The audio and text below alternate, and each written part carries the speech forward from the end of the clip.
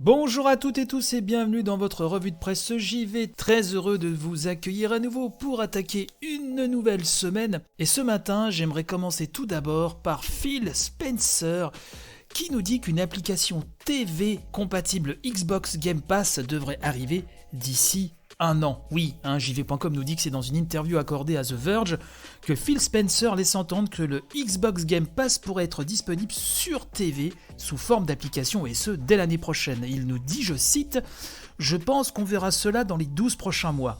Je ne crois pas qu'il y a quoi que ce soit qui nous empêche de le faire. » Et donc la news nous dit qu'à la manière du Xbox Game Pass pour mobile, il suffirait visiblement d'un abonnement Xbox Game Pass Ultimate et d'une manette Bluetooth pour jouer aux titres compatibles cloud du catalogue, et ce directement depuis une TV connectée. Monsieur Spencer nous dit, je cite à nouveau, « Comme vous l'avez dit, une TV s'apparente désormais à une console de jeu cachée derrière un écran avec une plateforme d'application, du Bluetooth et des capacités de streaming. » Et oui, il a raison, et ça peut être vraiment un marché très intéressant à prendre pour Xbox. On nous rappelle que Microsoft prépare également donc l'arrivée du streaming via le Xbox Game Pass, le fameux projet xCloud, donc ça sur PC aussi, et selon les rumeurs sur iOS via une application web. Alors bien sûr, dans la même interview, M. Spencer précise que Microsoft n'a aucune intention d'abandonner le marché des consoles et du hardware, ce qui, somme toute, semble tout à fait logique puisque les Series viennent de sortir. On va aller à présent du côté de chez Numérama, qui revient sur le Marvel's Avengers de Square Enix. On l'avait déjà évoqué dans cette émission, mais ça marche pas très fort.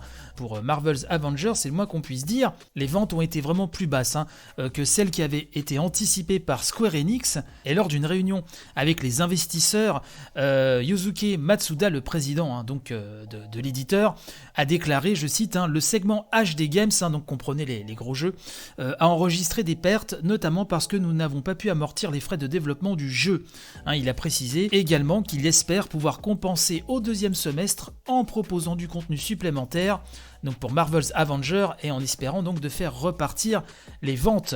Alors la nouvelle, nous dit Numérama, n'est pas exactement une surprise pour les joueurs puisque malgré un mode solo génial mais trop court, et c'est vrai que ce mode solo, on en avait parlé dans l'émission, abritait plein de bonnes surprises, mais hélas c'est vraiment trop court et c'est vraiment le mode multijoueur qui avec des missions trop répétitives, peu de nouveaux contenus, pas assez d'originalité, qui avait vraiment lassé rapidement les joueurs, sans parler des bugs. Bref, malgré de très bonnes ventes au lancement aux États-Unis, depuis le mode multijoueur de Marvel's Avengers est vraiment déserté. Le nombre de joueurs est vraiment ridicule, au point, nous dit Numérama, que l'expérience pouvait devenir frustrante pour le peu de joueurs présents, car le matchmaking pouvait prendre jusqu'à 30 minutes avant d'avoir assez de participants, et ce, un mois à peine après sa sortie.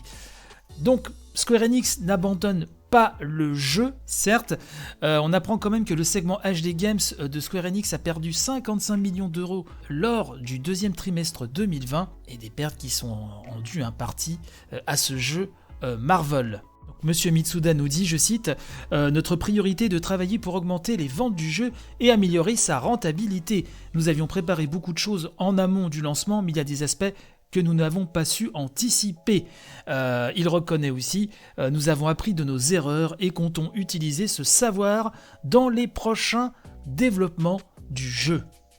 Voilà, donc c'est vraiment un sacré problème, un sacré casse-tête ce Marvel's Avengers pour Square Enix, pour toutes les raisons évoquées, bien sûr. Voilà un petit peu ce que je voulais vous dire ce matin.